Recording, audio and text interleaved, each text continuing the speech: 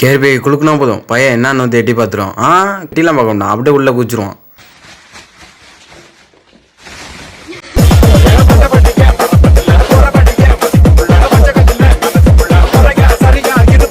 இவன்டா இப்படி உறிஞ்சிருது, இவனா உறிஞ்சிடான் பாரு எப்படி மாடு கழனி தண்ணி உறிஞ்சிற மாதிரி.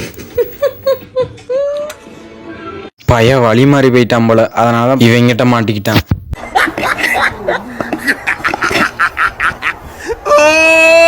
யாராவீங்க லைனு கலையாம போறாங்க சார். நல்லா தான் சார் இருப்பான், அப்ப போய் இது மாதிரி ஒன்று பிடிச்சிக்குது.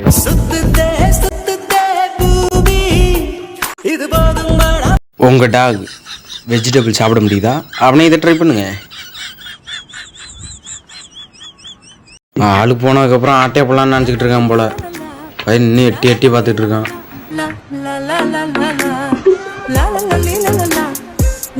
இப்போ இந்த வீடியோ பார்த்தீங்கன்னா அசந்து போயிருங்க, ஏன்னா அந்தளவுக்கு ஆடுறாங்க.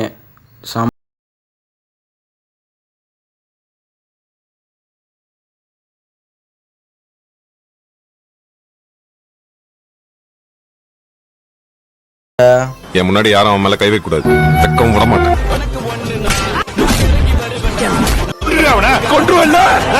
டேய் செத்த மாதிரி அடிச்சு அவனை ஆட்டையை போட்டு போலாம் பார்க்குறியா? தெரியும்டா. டேய் சண்டை போடுற இடமாடா அது.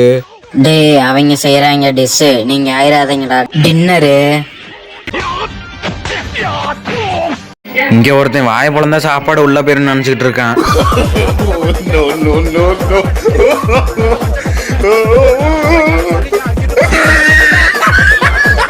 டேய் யாரா நீ?